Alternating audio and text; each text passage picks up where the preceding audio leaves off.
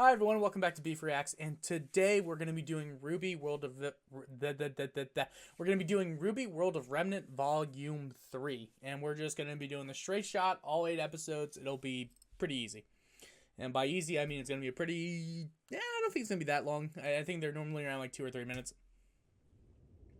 I wonder who's going to be doing the, I guess voiceover? Maybe Crow? Vale. Well, school's definitely out. Let's see if we can't all learn a little something. Welcome to the World of Remnant. Not the best place to live, but depending on where you're staying, it can get a little easier. You've got towns and villages that pop up as fast as they fall. The Faunus have menagerie, but the sweet spots are Vale, Mistral, Atlas, and Vacuo, the 4 kingdoms of the modern era. What's that 5th one? The one that's all the way up over here. Fuck, like that guy, that's right here. That doesn't look right. One's special in its own little way. Let's talk about Vale. In the grand scheme of things, Vale's pretty well guarded. It rests on the northeastern end of the world's largest continent, Faunus. Like most successful kingdoms, Vale's survival over the years can mostly be attributed to prime real estate. Its front is protected by steep mountains, and its back is against waters too shallow for any real threat to pop out of. Not to say I haven't heard some crazy fish stories. Aside from the main city, which the kingdom's named after. So the Senoia is the continent, Vale is the capital. No, it's the kingdom, but the city's also named after the capital. It's one of those things, huh? Weird, it's a little weird, a little Vale odd. territory also extends to several neighboring cities farther along the northwest coastline, as well as a small island named Patch. Nice place to raise a family, if you're into that sort of thing. Of course, all attempts to extend the kingdom's reach past the mountains and farther into the mainland have been colossal failures. But, like I said, in the grand scheme of things, Vale ain't half bad.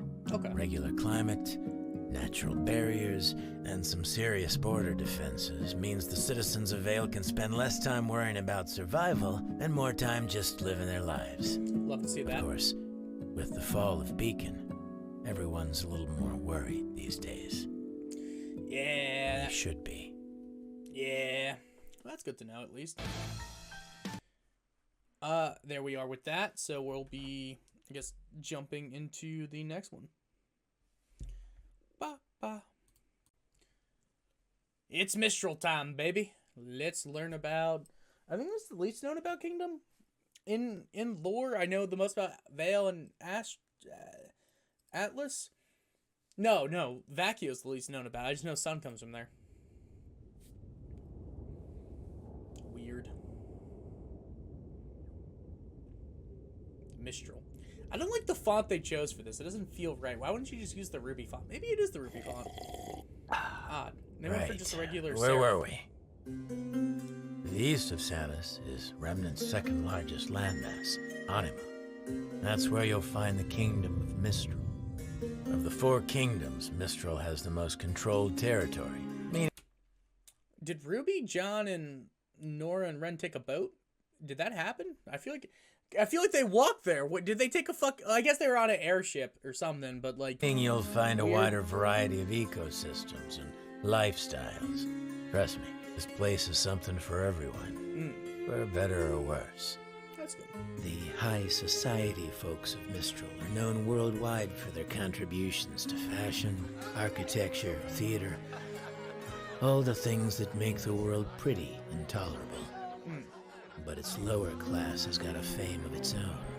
Mistral's home to the biggest black market on the planet. Need something that's hard to find?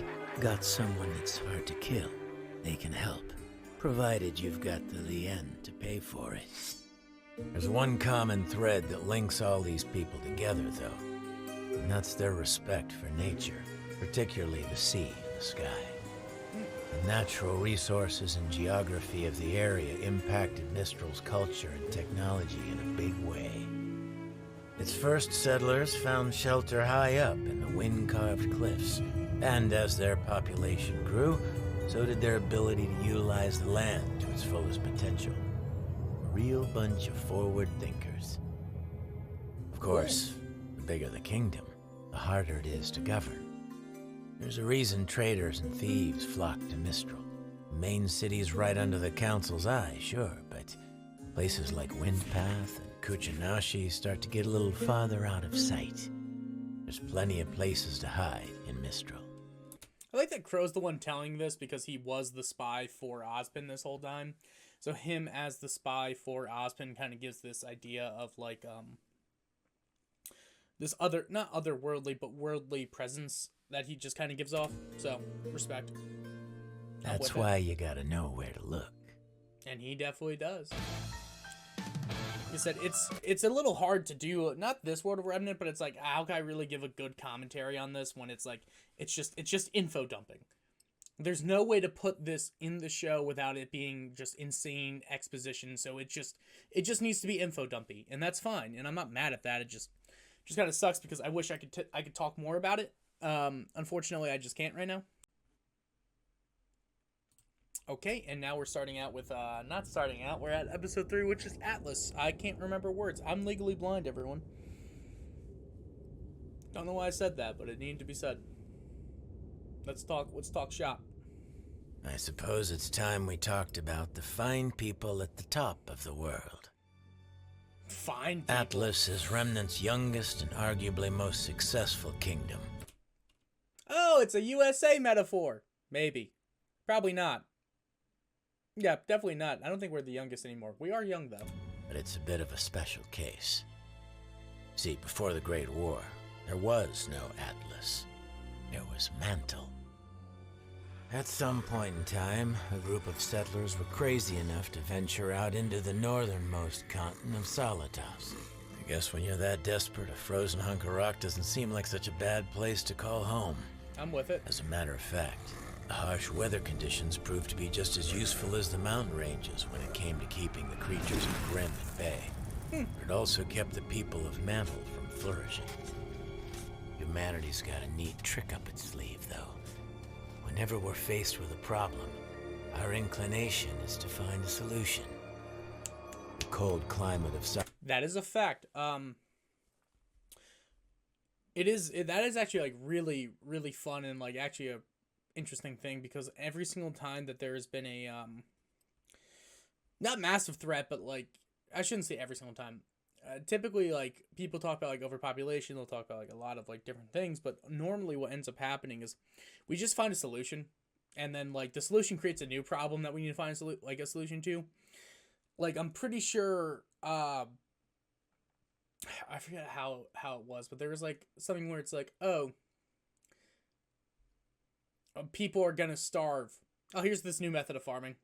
Like we're very ingenuitive when it comes to like great adversity, and that's like it's always like really cool to see and like study the history of how like farming's a big one, just because I think 3-crop rotation farming is like one of the most versatile gifts that humanity's ever had, just because it's allowed for you to use the soil from like one crop. I think like corn produces excess phosphorus, and that phosphorus is really good for growing potatoes, and then potatoes grow like have excess nitrogen, which is really good for some tomatoes or some bullshit.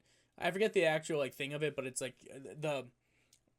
what's left over in the soil from the crops is really good for other crops. So like having those 3 plots to like do it after that is it's a really interesting way, and it's actually like propelled us to like be a much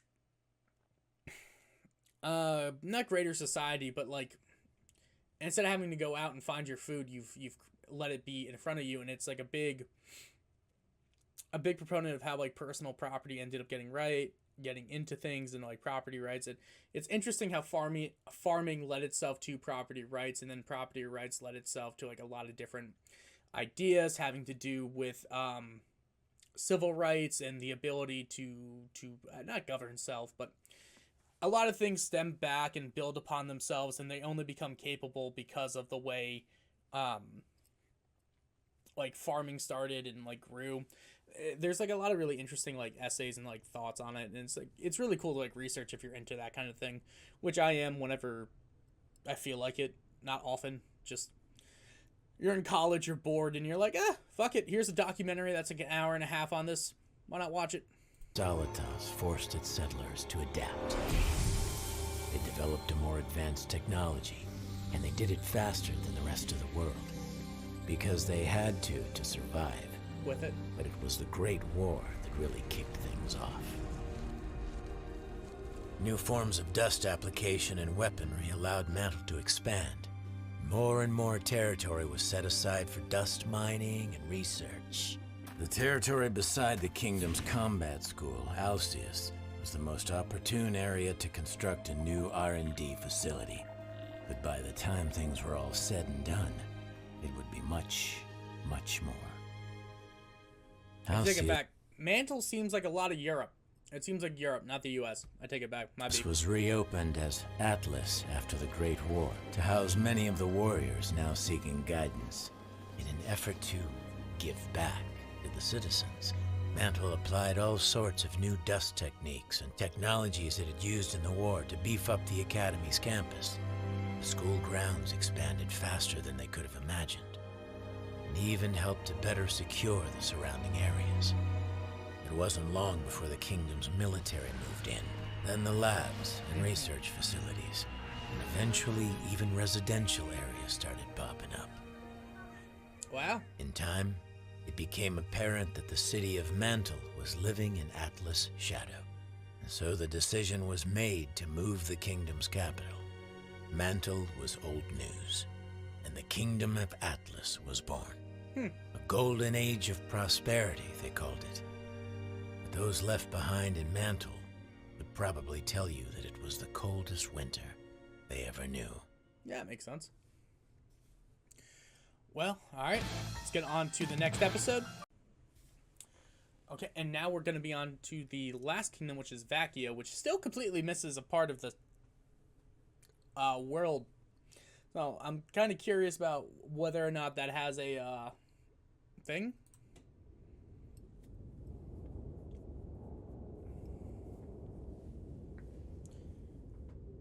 Vacuo. Vacuous, but without the S. Vacuo. Desert. Now, if there's one kingdom that's had it harder than the people of Mantle, it's Vacuo, the last of the 4 great kingdoms. The western end of Sanus is a barren and desolate wasteland, but long ago, before man went and ruined everything, it was a paradise. In the center of the vast desert was an oasis unlike anything you'd ever seen. A jungle bursting with natural resources, geographical defenses, and the world's largest recorded deposit of dust. Nomads that survived the journey across the scorching sands settled down in this little hidden gem, and over time the kingdom of Vacuo thrived. I'm with it. Unfortunately, comfort breeds weakness. While the rest of Remnant had to learn and adapt in order to survive, Vacuo's ancient society kicked back and lived a life of complacency. Sounds about But right. when other, more developed kingdoms set their eyes on everything Vacuo had to offer, its citizens couldn't do anything to stop them from... Oh, it's blue because it's Mantle. Mantle wanted everything because they are insane. taking it. And Vale. And the other Years one. of human conflict, unrestricted mining, and ecological disasters have changed Vacuo. The paradise that was once there is practically indistinguishable from the surrounding deserts. Citizens live in makeshift homes, uprooting and traveling frequently in response to the fleeting resources and occasional attacks from the creatures of Grimm. After the Great War, a formal government was finally established. But by that point, the folks living in Vacuo didn't much care to uphold its laws, making Shade Academy the only real source of order in the kingdom. But order isn't everything. Vacuo may not be as prim and proper as the other 3 kingdoms, but it's still standing. Fair. People there have a mutual respect for one another. See, there's really only one unspoken rule in Vacuo. If you can survive here, then you're welcome here. So there. That's actually a very... It's like Full Metal Alchemist with the people of Briggs. They don't give a fuck that you're Ishvalan. As long as you hate Drachma, you're fine. If you live in Briggs, you're fine. I respect it. It's good to know that Vacuo is very similar to that. There you have it. Vale, Mistral, Atlas, and Vacuo. You know, Oz would always say that the four kingdoms were a representation of what mankind is capable of when working together. Ever the optimist.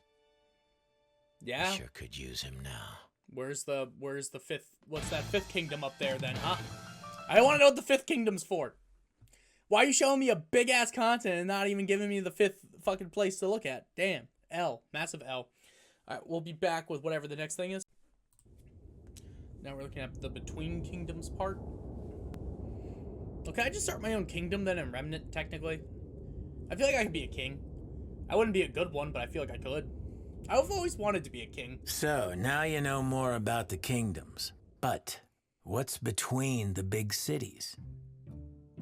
Alright, the easy answer is Rim. There's no reason to beat around the bush. They're out there.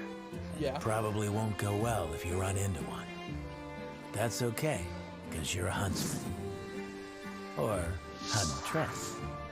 And you've trained at one of the major academies, so you're probably fine. Just don't get yourself overrun by a pack of them. Yeah. Now, after a long day of killing Grimm and saving the world, you're going to probably want to stop at a small town inn. Small villages dot the land between the major cities. Okay. You might ask, with the wilderness being so dangerous, why not just live in the big cities? Well, that life isn't meant for everyone. Facts. These small towns are founded by people that have a problem with the kingdoms, or don't want to deal with the kingdom's problems, or maybe just enjoy the simpler life and would rather take their chances in the wild than in a kingdom. Agreed. It goes about as well as you'd think.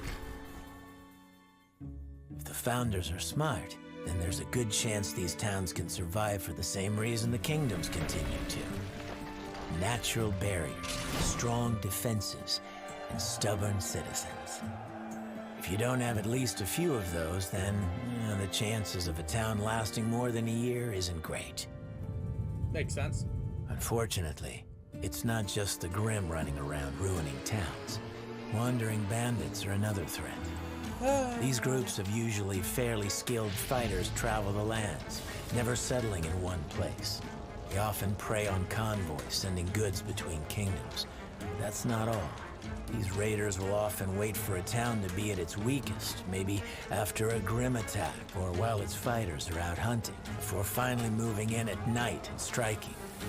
Bunch of jerks. Yeah. The worst part is, if the Grimm hadn't attacked before, you'd better be damn sure they will now. And you can't exactly have bandits raid your town without at least a few negative emotions. Define negative emotions, because there's positive sadness, you know? That seems oxymoronic, but what I mean is just like, it's healthy to cry. It's healthy to be angry sometimes. Like, I mean, if something unfair or unjust happens, you have every reason to be angry. And it's like a positive anger. Like, how does the Grimm differentiate between positive and negative emotions? Or is it just kind of what you perceive as positive and negative? Or is the entire show in, like, world relying on us to say what positive and negative emotions are? What if I view happiness as a negative emotion? Like, the entire thing is suppressing whatever you're feeling in general for these Grimm to not come in and attack you. Which kind of seems... There's a metaphor there somewhere that I can't really figure out yet, but there definitely is. I'm just saying, like, it doesn't really, like, not that it doesn't really track as much, but there's more to it than meets the eye. And, like, on top of that, like, fuck the bandits. Like, what's the point in doing this? Like, okay, you want to be traveling, you want to be nomadic. Are you just doing it to do it? Like, a might makes right situation? And if you're gonna be a might makes right situation, why? Like, I don't see a point in it. This is also why bandits never stay in the towns they conquer. With attitudes like the ones they have, Grimm tend to be pretty interested in them as well. Dope. As long as they keep moving, they've got a better chance of survival. Besides these small towns, the areas between kingdoms really depend on the continent. Harsh deserts, icy tundras, lush forests, you name it. At this point, pretty much every inch of Remnant has been mapped out. Although there are some areas that no one's gone into and come out alive. Alright, so of course, what's the north? Somewhere west? out there is where she is. Oh, baby. Now we get to learn about she. I want to learn about she. It sounds ecstatic, exciting, awesome. Hello. I forgot what I was doing. I believe we're at the episode about the Faunus. Ah, God, I love the Faunus. You would think that the origin of the Faunus would be something interesting, so I hope I'd get to learn about that. You know, most of us spend a lot of time talking about mankind versus Grimm, but technically, there is a third party in the mix. Yeah. The Faunus. In case you're not in the know, the Faunus are a species on Remnant that appear to be human in just about every way. Every way but one. Each Faunus has a single animalistic trait. So can they mate with humans? I'm not asking for myself, you sick fucks. That went to that assumption. I don't know why I went to that assumption, but gee, I'm jumping the gun for you. Like, if you're not Faunus, can you mate outside of Faunus? Is that how that works? Because if you can, then at that point it's like being born with like a fucking extra finger. Like, it's not, which would make the discrimination unwarranted. But if they're a species onto their own, then that would mean that they cannot, like, your interspecies relationships really wouldn't work, right? Some more apparent than others. Ram horns, tiger claws, cat ears. I swear, on my huntsman's license, I once saw a guy regrow his severed lizard tail. That's awesome. I swear, no amount of drinking can make you forget that pretty picture. As far as everyone's aware, Faunus have been around as long as mankind, if not a little longer. History gets a little fuzzy past a certain point, but we do know that their kind and ours are completely compatible from a biological standpoint. Okay, so they can fuck. Good to know. Take 2 wolf Faunus, and you get a little wolf cub kiddo. A wolf Faunus and a human also typically means your little bundle of joys teething phase could get a little dicey. But if you take a wolf Faunus and a bull Faunus, for example, it's a complete roll of the dice. For all you know, you could be cleaning up your son's shedded snake skin. Gotcha. So this is what people were talking about with Faunus genetics. So here's the thing. At that point, if you're making that type of thought or you're having that type of thing, wouldn't some Faunus traits be more desirable than others? Like, in humans, we have more desirable traits than other people. I think, specific societies have different, like, beauty standards, and I'm sure the beauty standards of, like, Mantle are going to be different than beauty standards of Vale or some bullshit. But, like, wouldn't in Mistral or Menagerie, in Menagerie, wouldn't there be a, like,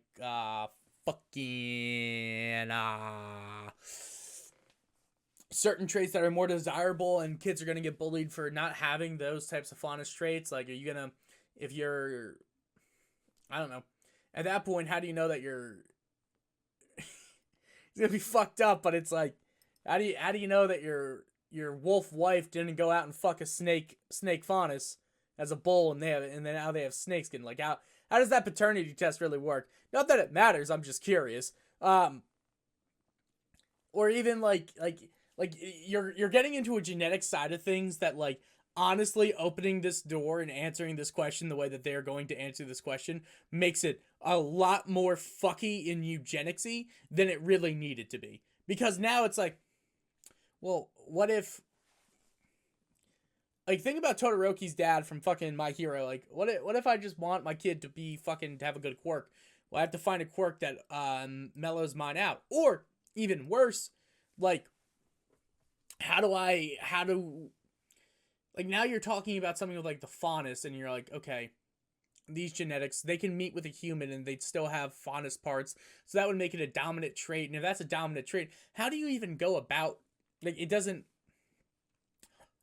I shouldn't say it doesn't make sense, because it's not about it making sense or not making sense, like, it's not a well done metaphor, and I think they just wanted a cat girl. If I'm being real with you, what I think happened is Monty said, no disrespect to Monty said, I want waifu cat girl looking bitches, and they're like, well, fuck, we can't just make a cat girl. And it's like, it's anime, of course you can make a fucking cat girl. They're like, no, we can't just make a cat girl, Monty, that's not how that works. So Miles and Carrie are like, fuck, we need something here. And so they're like, you know what, we'll come up with our entirely new fucking species, race of people called Faunus, and we'll just, now we have cat girls. That's how I think it happened, and I refuse to believe anything else until I'm told explicitly otherwise. Scientists are still scratching their heads when it comes to, well, a lot about the Faunus. But science isn't the real problem. It's how we all get along. Yeah. Or in this case, how we don't. Early man was scared to death of the Faunus. And honestly, it's not too hard to sympathize with that. Seeing something that looks like you and acts like you walk out of the forest and reveal a pair of fangs can be a little upsetting. Yeah, I get it. Like most things man doesn't understand, all sorts of rumors and stories surround the Faunus. People avoided them like the plague, pushing them out of settlements and sometimes even hunting them down. That's horrible. Man began to outnumber the Faunus, and the Faunus began to consider man nothing more than a hostile species. Can't really blame them. These clashes between species were unavoidable, as land that was safe from the Grim was in constant short supply. But it was the Grim that finally brought humans and Faunus together for the first time. A village in Sanus fell under attack, and the only reason anyone survived was because the humans and Faunus united against their common enemy. Hey, it we've was seen a that step before. in the right direction, but it didn't fix everything. Once humanity learned they weren't so different from the Faunus, they still used those differences as an excuse to exploit and alienate them. The treatment of the Faunus differed around the world, and things wouldn't improve much for them until the Great War. Vale and Vacuo against Mantle and Mistral. A war unlike anyone had ever seen.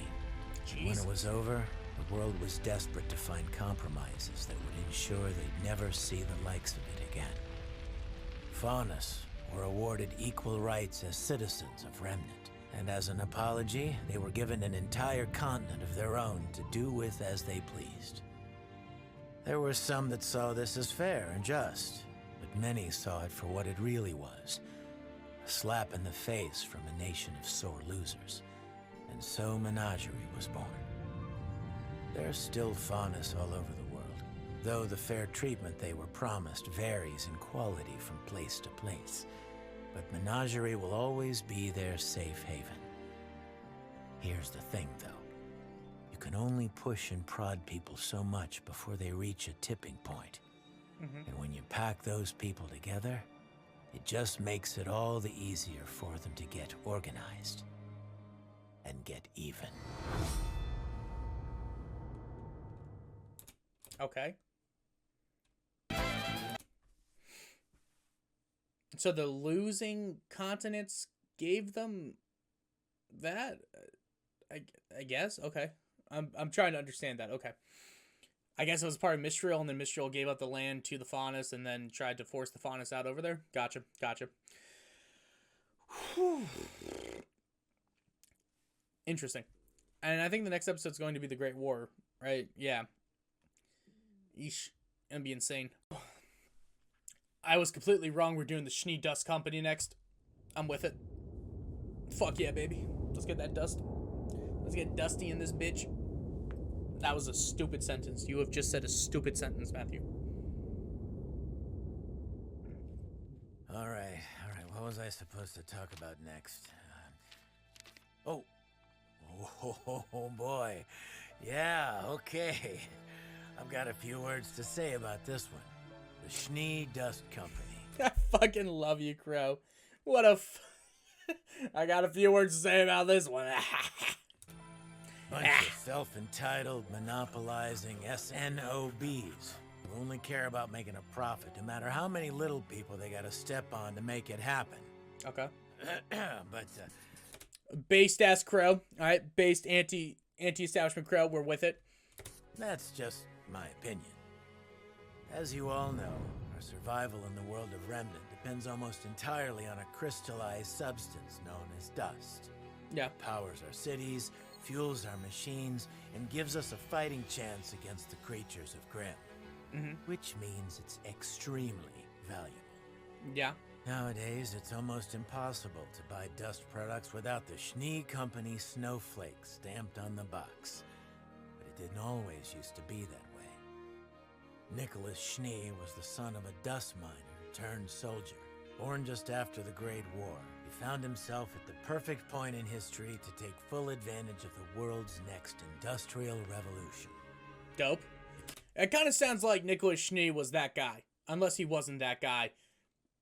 I'm gonna hold my thoughts on Nicholas Schnee until I find out more, because I'm probably about to find out some fuck shit. Kingdom of Mantle, soon to be Atlas, was in a transformative period. They'd found themselves on the forefront of technology, but realized they depleted nearly all of their natural resources to do so. That's where old Nick came in. Rather than watch his kingdom become dependent on the aid of others, young Nicholas Schnee decided to spend his days at combat school, his nights working alongside his father in the dwindling Mantle mines, and any time in between learning everything he could about anything he didn't know. That kid had a fire in his belly. He sounds fucking awesome. If you're telling me that Nicholas Schnee was like Santa Claus and fucking, I'm gonna be a little upset. When his father died, he left his son everything he had. It wasn't much, but it was enough for Nick to set his plan into action. He left school, rallied all the men he could afford, and set out on an expedition to find a dust deposit that could revitalize his kingdom. And wouldn't you know, he actually pulled it off. Fast forward just a few years, and the name Schnee suddenly meant something. That's awesome. Quality, affordability, trust. See, all those years spent in combat school were so that Nick could personally oversee every new expedition. People appreciate a man who's willing to stick his neck out for them. It sounds like Jock Schnee fucked everything up, is what it sounds. Not Jock Schnee, whoever that conniving fucking pussy was.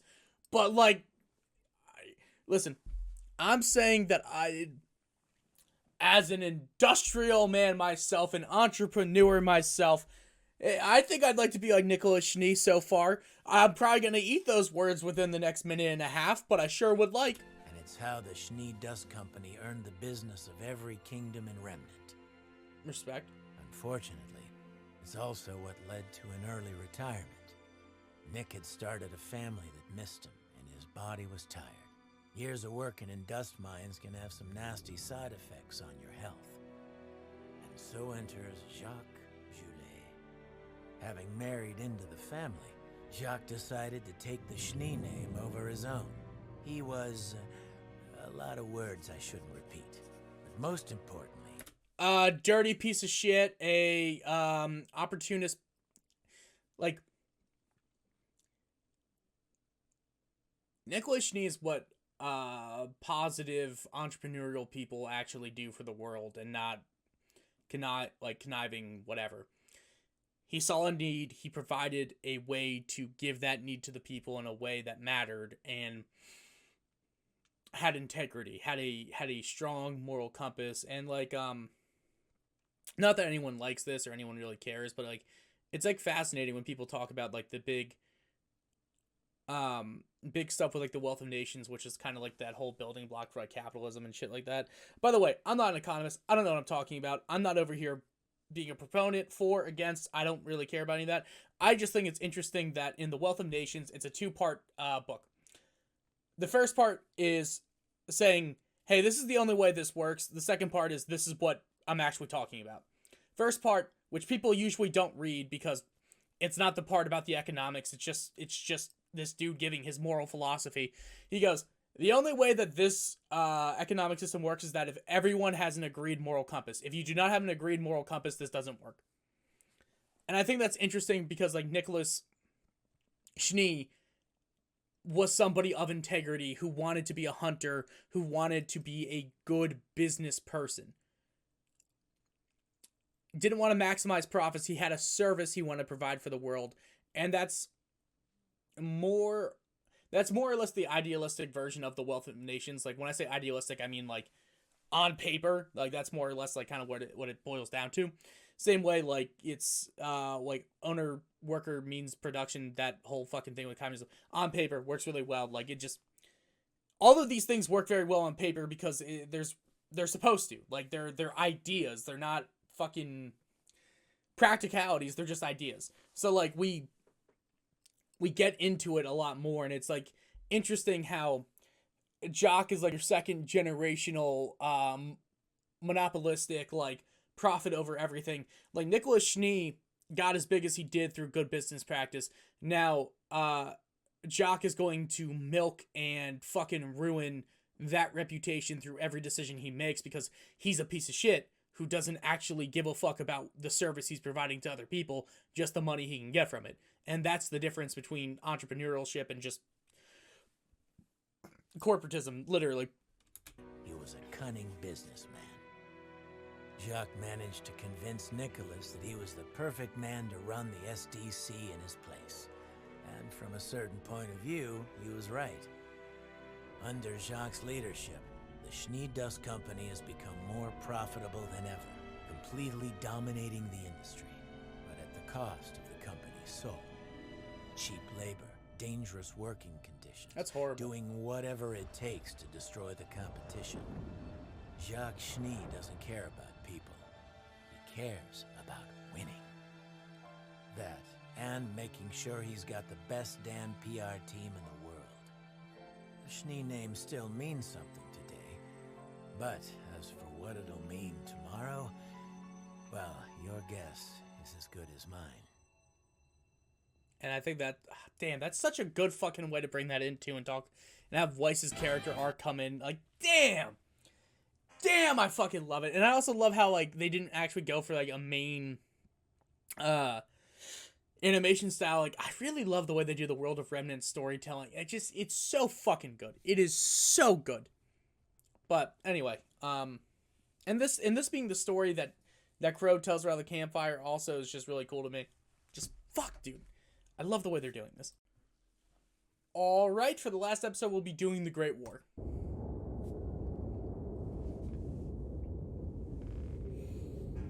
I think it's gonna be the longest World of Remnant video there is. Not, I mean, on my end. The Great War. Episode-wise. What a terrible name for such a horrible time in history. I disagree. I mean, it could be great. Though the war itself lasted around 10 years, the century leading up to it was filled with so much tension, you might as well lump them together. And most of that tension was coming from Mistral. I'm assuming it has to be a Europe metaphor. Territories rich with resources and safe from Grimm have always been in high demand. But the Emperor of Mistral had managed to conquer nearly all that Anima had to offer. Anima? Thanks in part to an unlikely friend, Mantle. The two kings... I kind of feel like these two are like opposites, though. Like, if you have the fashion and then you have the hard fucking people, like, they seem like opposites. Kingdoms had formed an alliance. Mistral provided the small kingdom with goods unavailable in the frozen tundra. In return, Mantle introduced technological innovation as well as guidance in the settlement of Anima's cold, northern territory. Of course. It was good, until it wasn't. An incident in Mantle led to a... I never miss, except for when I do. That's a Discord thing. Join below, maybe, if you want. You don't have to. I don't judge. I want as many of you there as possible because it's a lot of fun. 18 plus, just age verified. It's a good time. It gives you the ability. I'm in the voice chats a lot, talking to you and just having a good time with everyone. It's worth it. If you, I don't know, want to have a discussion, talk more about RWBY, I love talking about this show. So it's really cool. Strange and unexpected decree. The abolishment of the arts and repression of self-expression. Lame. The people of Mantle had come to believe that they would be much safer from the Grim if they could simply keep the emotions of the masses in check. Yeah, but you can't do that because by trying to keep the emotions of the masses in check, that's like, now you're just creating fear. Like, if you... Now you're scared to be scared, and if you're scared to be scared, how the fuck do you plan on actually, I don't know, doing anything? That don't make sense. I blame Jimmy Ironwoods, even though this is probably years before he was born. Fuck you. Mistral's That's probably your strong, grandpa, you little bitch boy. Culture, many assumed this would be the end of their alliance. Nope. But they were wrong. Yep. Mistral complied, selectively. Of course, enforcing Mantle's wishes only in the outer territories, allowing the centralized powers to continue to live as they pleased. If you haven't... How would Mantle ever even know if they were enforcing it or not? Not even just, like, selectively, but, like, how would they know? Like, that doesn't really make sense. Caught on yet. Mistral's full of jerks. Damn right they are. The people of Vale had a problem with this. Well, they had a problem with a lot of things Mistral and Mantle had been up to. Treatment of their citizens, use of slave labor, and their constant insistence that their way of life was what was best for everyone. Eventually, Mistral made the jump across the sea to the eastern coast of Faunus. The small islands and peninsulas in the area were perfect to establish a settlement. They were so perfect, in fact, that Vale had just begun settling the area themselves. I think we can all guess what happened next. I'm with it. The King of Vale did everything he could to avoid armed conflict. Despite cries from his people, he insisted on sharing the land with the settlers from Mistral. I mean, that seems fair because they're trying to keep It's fucking Ozpin. I swear to God that whatever this Ozpin situation is, that it's just he has the cane like Ozpin has the cane. It has to be fucking Oz. He was the King of Vale, just reincarnated over and over and over and over again. But I swear that has to be it. To this day, no one knows who shot first. I assume it what was began as a riot the other between people. the two Mistral. bands of settlers. It suddenly become the first battle of the Great War. Mantle quickly came to Mistral's side. Battles were fought on both Faunus and Anima soil. Villages were lost to both combat and Grim. And it wasn't long before Vacuo decided to join the party. Seems exciting. Up to this point, Vacuo had done its best to stay out of the fight. Mantle and Mistral, having both already established a small presence in Vacuo territory years before, promised to leave them provided they didn't interfere. Soon, those talks evolved.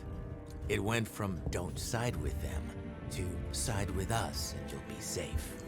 Yeah, that's stupid. Not that that's stupid in the sense of that, but like I would never. You have a country that's fighting on foreign soil and they're saying, "Hey, side with us, and we won't attack you." That eventually it's going to become something worse than it actually is. Like it's just duh. Vacuo did not much care for that. They came to the conclusion that if Vale were to fall, there'd be no one left to stop Mistral and Mantle from conquering them next. I'm with it. So they did what they considered to be the logical thing. They drove Mantle and Mistral out of Vacuo. Fuck yeah, baby! Vale, they had their backs. I'm with it. I love their style. Facts. Fucking So facts. the war raged on. Grim attacks increased worldwide. On the battlefield, this meant a temporary ceasefire in order to deal with the hordes of monsters before returning to the fight at hand. So if everyone just stays positive, do the Grim go away? Like, if negative emotions draw them in, do positive emotions keep them out? I'm genuinely curious. Is that how that works? Like, and when I say positive emotions, are we talking hedonistic pleasure, or are we talking like actual like virtuous living, or like how does this actually work? How does the negativity draw them in, or is it all just strong emotion draws them in? Because if it's only negative, then why not just have it where it's like positivity? Like, why wouldn't you figure out you can exude and extract aura from people? What if you could just fucking throw out positive vibes in like a fucking cannon or some shit? Are you now just saying to the Grim, yeah, you're fucked, or like how does that work?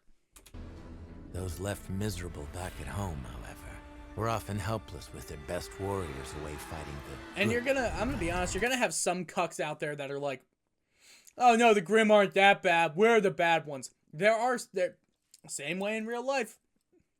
No, they weren't that bad. They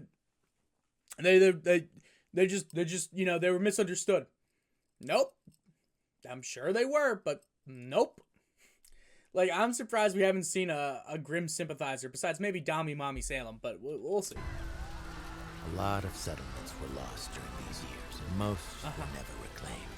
A lot of bitches. Rations on food and dust were put into effect. Development of technology accelerated. Humans and Faunus who fought alongside one another became closer. And every day, mankind grew more and more efficient at destroying itself. Awesome. But it all ended in the Vacuo campaign. Huh? Mistral and Mantle knew that if they could take the dust mines of Vacuo, they would effectively cut off the supply of dust to their enemy. It was to be a final devastating blow to Vale and Vacuo. They were only half right. The King of Vale personally led his army into battle alongside the soldiers of Vacuo and decimated the enemy forces. Crown atop his head and armed only with a sword and his scepter, he laid waste to countless men. Beautiful. As the sand was soaked red with blood, the Grim came in droves. It was the single deadliest battle of the war, and legends of the greatness and terror of the warrior king were born that day. Historians will tell you most of these stories are nothing but grandiose hyperbole. Unusually violent weather conditions, combined with Mantle's unfamiliarity with the desert combat, are likely what led to such a high death count. But whatever the reasoning, everyone bowed to the King of Vale by the time it was over. The Great War had ended. The world was ready to live under the rule of Vale. But the king refused.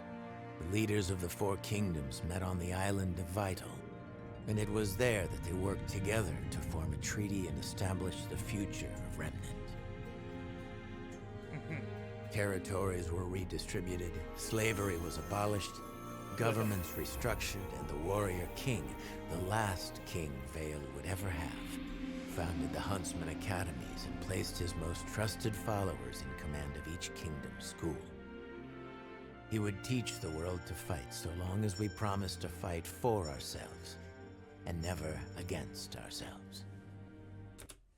So Oz is just that king reincarnated, and that king goes into the soul of somebody else, or the previous king. So, like, what I mean is, Oz is not the king. Oz is the fucking, like, how it says. The king went into some kid, that kid and the king granted his wisdom to that kid ended up doing fucking watching over the world and being the warrior king himself. That kid dies. His soul, not the king's soul, his soul goes down to the next one, to the next one, to the next one, and so on and so forth. And that's how we get ourselves an Oscar situation. And what's going to happen is if Oscar ever dies, God forbid, but if Oscar ever dies from natural causes, his soul will transfer into another young boy or some bullshit or somebody of age who has virtuous qualities or something stupid like that, or who's ever a part of that bloodline, or I don't know how it's going to work, but that. And then Oscar's going to be the one telling the next generation how to do it. That's what I think is going to happen, and that's what I think did happen. Seems like we haven't kept our end of the bargain. We never do. Hope you enjoyed that peek behind the curtain for RWBY. So, it genuinely does feel like they, I don't want to say they don't, but they care. Oz is just very negative. Not Oz. Crow's just a very negative guy, but he's kind of dope. I love Crow. Big Crow guy. But that was the end of the RWBY World of Remnant. Post every day. Today I'll be doing a pub crawl or something like that. So hope all of you enjoy. You'll see me tomorrow. Love you. Be safe.